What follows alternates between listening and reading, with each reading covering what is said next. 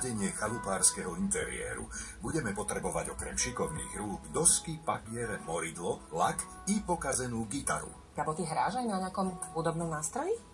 No, na gitare nie. A nejaký iný trošku nie, na gitare nie. A prečo tu máme gitaru? Prečo tu máme gitaru? Lebo budeme ju trošku prerábať. Niekedy býva, že nádežniaku, alebo treba státo už, teda tí perfektní hudobníci hovoria, že stratila zvuk. My máme lepší nápad. Využijeme ju na niečo iné. Ako poličku?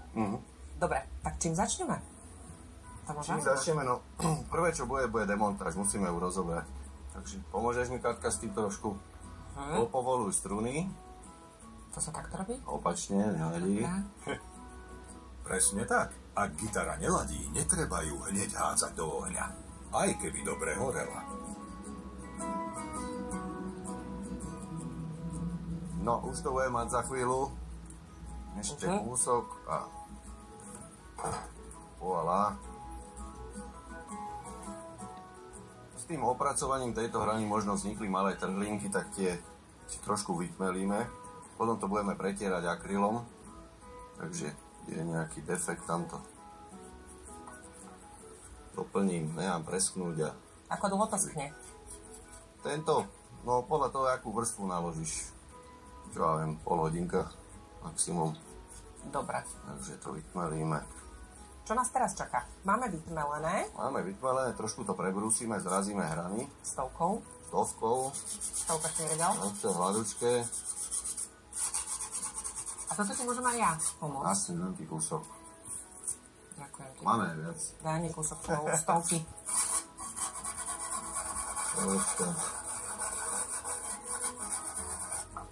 Teraz, aby to ladilo, vlastne, vidíme túto čiernu hranu.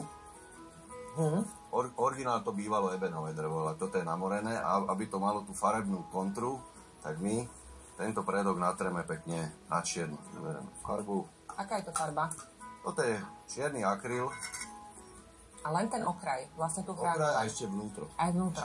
No, vnútornú hranu. Áno. Čiže na druhú stranu by si nemal prejsť. To je výhoda, že je lak a zvyšok si zotrem do ruky. Aha. A keď to domalujeme, tak aký je ďalší postup? Čo ešte budeme robiť? Ďalší postup, spravíme lišty, nie vodiace lišty, ale lišty, čo budú držať poličku, to si vymeráme, narežeme, potom si poličky narežeme. Namoríme, budeme sa držať tohto odtieňa, zarobíme si také moridlo a hotovo.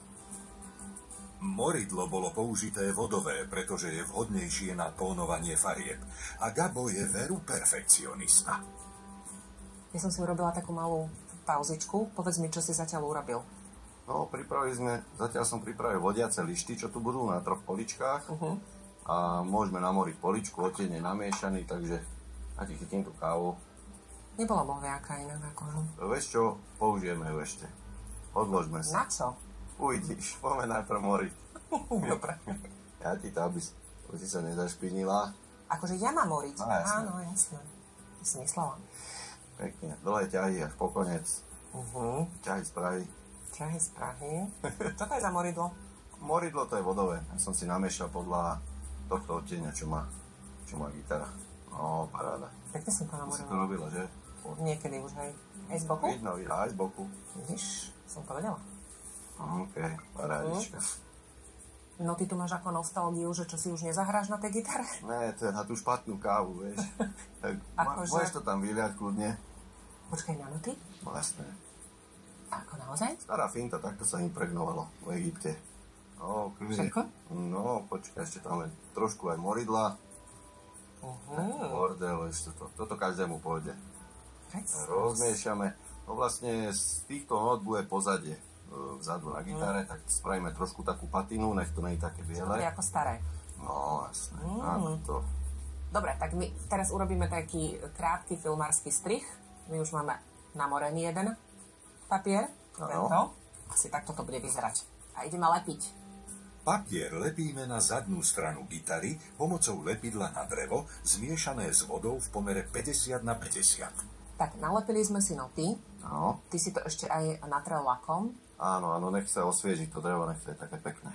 Dobre. Dožije. A teraz tu máme poličky a tie sme si tiež namorili a natreli lakom. Presne tak. A ideme to dávať do... Ideme namontovať, tu máme lištičky, takže... 1, 2, 3, 4, 5. Konce sme zatreli, nech to je pekne, nech to kontruje. Takže ideme to tam montovať, ale asi dáme hneď aj poličku, lebo už sa k nej nedostaneme. Takže toto je prvá polička. Aha, ty to tam teraz takto upevníš. A ideš to vrtať?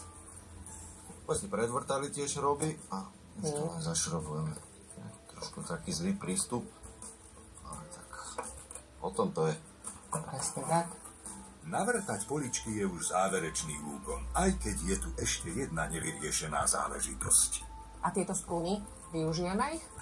Struny využijeme, struník vlastne, preto spevňujem bok tuto, lebo dojde k pnutiu, ten struník napneme tu a bude to mať pekný taký efekt. Niekedy nás prekvapia aj drobnosti. Zamotali sa struny, ale to sa stane. Výroba takejto poličky trvá za normálnych okolností približne 5 hodín. Struník tam pripevníme, zvolil som 2 mosazné šroby, pologulaté, nech to je elegantné. Ale vyzerá to krásne. A ešte potrebujeme vyriešiť zavesenie. Vrtneme tu 2 dierky. Ale podľa mňa naši diváci sú už zvedaví, ako to vyzerá. Tak pozrite, takto krásne. Môžete ešte využiť starú gitaru, alebo keď si možno kúpite aj novú a poviete si, tak toto mi nevyšlo, hrať na nej nebudem, tak si z nej môžete urobiť takúto krásnu policu. Tomu sa hovorí kreatívny nápad. Čo myslíte?